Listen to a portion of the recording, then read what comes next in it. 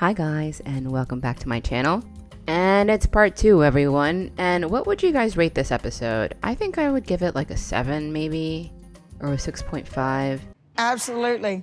I mean, it wasn't as good as the first one, but I mean, isn't that how sequels are anyways? So anyways, let's dive into this garbage pile, shall we? So we're going to start off with Gino in a pot of boiling water over the fact that he was watching his ex's corn. Ew, cheating. That's cheating. That's cheating to me. There are different forms of cheating, and watching your ex's corn is definitely on that list. This is your ex, and you're watching videos of her, and you have this. Hello? I honestly don't know how she didn't Lorena Bob at him. And for those of you out there who are old enough to get that reference, don't forget to take your daily dose of Metamucil today. So it seems that Gino here is jealous of what you ask? Toys. Yes, toys. And I'm not talking about the Toys R Us toys, but the vibrating kind. You know what I mean, the adult type? He has told me, even if I please myself, that I'm not allowed to have toys. He's jealous of an inanimate object. Lord. And how dare he deny a woman her right to have a vibrator? This is America, land of the free. Well, not really, but we can pretend for this argument. I never said you're not allowed to have toys. No, I didn't. And this while he's allowed to watch his weird-ass corn and get his man-snot all over the computer keyboard, please. I don't know how Jasmine lasted so long, honestly. I mean, let me say, they both suck, but still, girl. So they asked Dana if he thinks that this is going to last. And Dana gives us some insight into Gino's brain. I say anything, or anybody else says anything like, there it goes. He apparently doesn't acknowledge how big the problem is, and more importantly, he doesn't acknowledge his part in the situation. Gino can't seem to move on from all the things that Jasmine has said, and of course they were horrible things. But hey, if you can't move on, well then cut your losses and dip, because nothing is going to get better if you can't forgive the other person. I personally don't think that Gino has the emotional intelligence to understand that concept, which is why Jasmine left his stupid ass. So day 1 ends, and it's mansion time. Yay! But before we get there, Jasmine and Gino have a really cute moment. Aw. You know, I love you. And I still believe that we can be happy together. Even though we all know it's not going to last. Oh, and shit, Jason is invited to the slumber party? Ooh, get that popcorn ready because this is going to be a real circus, more than it already is. That in 6 months, him and I will be at a bar and he'll be crying into his beer. Shut up, booger face. Oh lord, this trash can is sleeping in the mansion tonight? Great. Don't forget to tip your bartender. I would never want this woman to make me a drink. I don't know where her claws have been. And listen, I am no highbrow person. I've been to some derelict looking dive bars, but I'd still take them over crackhead Mima making me a drink. So Gino and Jasmine seem to be on good terms. With this awkward kiss that Gino gave her. I mean, what did we expect? And we finally get a chance to hear from our favorite, Micael. And he, Lauren, and Pat are having a little chat in the kitchen. The affection, that's all she really wants. Shut up, Lauren.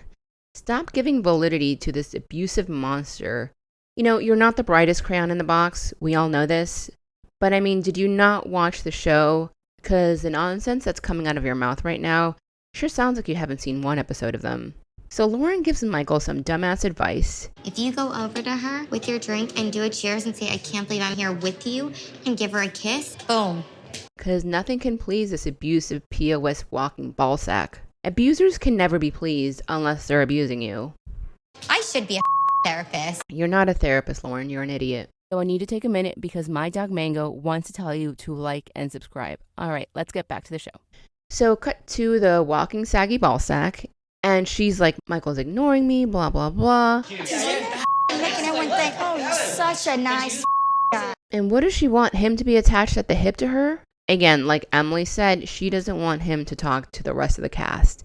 Angela's worried that he's going to go around telling people that they don't have problems. Like, that's just... What?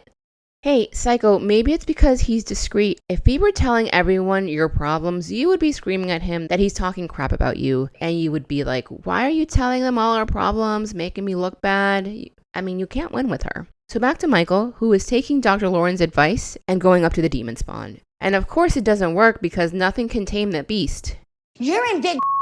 I give you an inch, you take a mile. And this was such a hard scene to watch.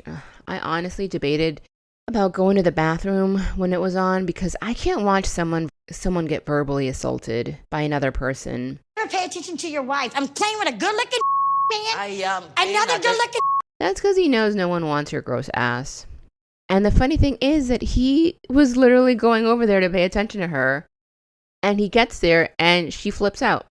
Honestly, if I were Micael, I get Micael. I wouldn't want to be around this disgusting excuse for a human being because all she does is yell the minute he steps into her orbit. So the banshee keeps banshing and you can just tell everyone is just so uncomfortable. How can you not be uncomfortable? If I were in that house, I don't think I could have kept my mouth shut witnessing all this. Although I say this, but I'm sure if I were there, I would probably be crying in a corner instead. I'm sure these guys, the rest of the cast, watched how Angela treated Liz on The Last Resort and were like, nope, not today, Satan. Her energy is messing with the juju of the whole house. Thank you, Ashley. I miss how they were the night before, too. They were all getting along, having a good time, and not dealing with Category 5 Hurricane Angela. The good old days. And how are these people hugging this monster? She's always giving excuses for her shitty, disgusting behavior. Can you just pay attention to me a little? Because That's we're what having I a... was trying to do. No, not you. It's one thing to stay quiet, and it's another thing to validate her psychoticness. So cut to the rest of the cast is sitting around the table talking about what just happened and how Lauren was upset. And the scene-stealing diva turns everyone's attention to him because that's the kind of jackass he is. I have a second, you guys. So something happened earlier, Okay. which I was pretty much called a liar. And what does he want to bring to everyone's attention? Fucking taco pasta night. Yes, because we haven't heard enough about it. So he calls his sister, the one with the CV Wonder glasses who was there on taco pasta night. Can you just give me what you witnessed the night that Liz screamed at me? And his stupid ass plan backfired because Thais asked his sister about Liz because according to him, Liz was screaming, coming unhinged. And we basically get a different story from what Egg said. I said she was acting the way she's acting tonight. And that's But she's not acting any sort of way. So he was lying the entire time. And in typical Egg fashion, when he's defeated, he punches some low jab. I know. I need somebody classy. That's right. So back to the walking gargoyle. Get out of my face. Get the... Wasn't she just bitching about the fact that he doesn't pay any attention to her? Again, and there he is trying to pay attention and he gets verbally abused. It's like going in circles here. So she goes more nuts and chases him up the stairs. And if this were a man yelling at a woman, the security people would have already appeared. The producers would have already broken the fourth wall. And, I'm good that he scammed her. Good for you, Micael. You deserve all the good things that are coming to you because you're free from this monster's claws. So now we cut to the Three Stooges talking about how American women don't appreciate what men give to them and how a foreign woman will love them for who they are. Foreign women, they understand and appreciate Yeah, America more they're the than... best. Yeah. Okay, buddy. I think this is more of a you problem than an us problem. So later that night, Rob goes to check on Micael. And who would have thought that Rob would be the MVP of anything, but here we are. Truly appreciate it because at least from what we know, that was the only cast member that stepped in for Micael. And I swear, Angela has some supersonic hearing when it comes to Michael's voice because the minute he opens his mouth, she lurches in. You're doing... We are just Rob, having a excuse me. man-to-man No, conversation. you're not a man, though. So it's the next day and another tell-all. And here we go again with the obnoxious, abusive behavior. Because I pay taxes, mother... It's tiring, isn't it? This is just emotionally Anyways, so there's that. Again, for no effing reason. And honestly, Micael could be talking to a paperclip and she would be just screaming and hollering and flying off the rails. She's disgusting. And for whatever stupid reason, she gets all huffy puffy and leaves, proclaiming that she's not doing the tell-all, blah, blah, blah. Give me a car. I'm not doing it. She really thinks she's God's gift to this franchise. I don't think she knows that we all hate watch her. And we cannot wait until she's booted off this franchise. Wasn't she booted off the franchise? I don't know. Someone let me know. So let's fast forward and the gang's on stage. And first up, we have the couple that subscribe to Asuelo's family planning rules. And they moved out of their parents' house. Yay! According to Sarcasm, they moved into a 5-bedroom, 4-bath home. This 3-level beauty is 4,202 square feet wide? Big. Sorry, big. And is perfect for this growing family, so good for you guys. And sorry for calling you losers in my last video. Not that you watch it, but in my pretend mind you do, so I hope you accept my apology. Meant to keep my promises, the promise that I made to your dad about not having a third baby in his house. I thought the promise was to not have a second baby in their house. So Emily's parents are on stage, and they're very happy that they finally got them out of the house.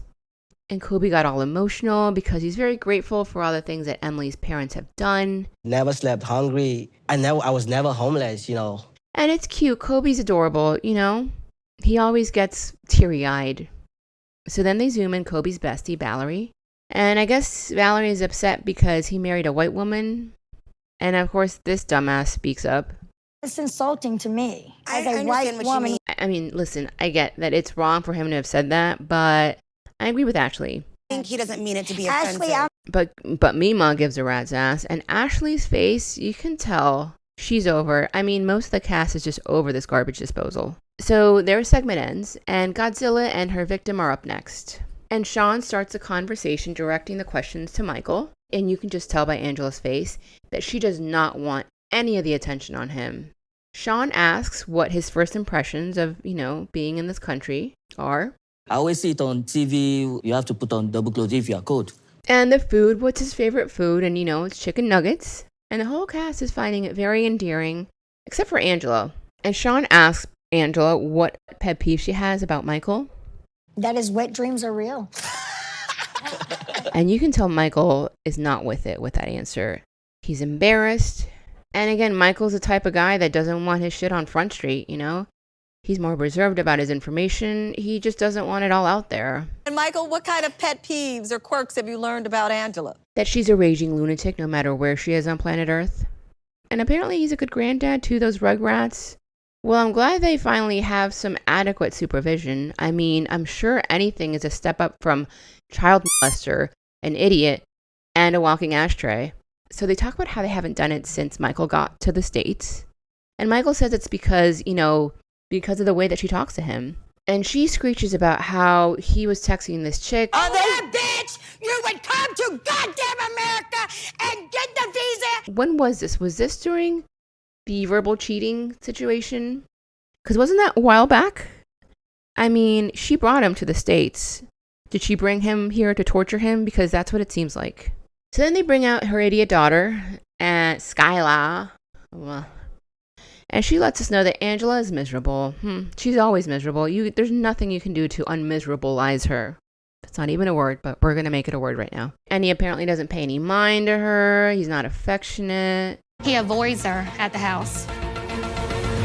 And how can anyone be with a person who is constantly yelling and belittling you no matter what? Anyways, guys, so this spills over to the next episode. And I just want to say thank you so much for stopping by again. Don't forget to like, share, subscribe. I really appreciate everyone. And don't forget to come back next week. There's 5 of these, so we're going to all do this together. All right, thank you so much and have a great day. Bye.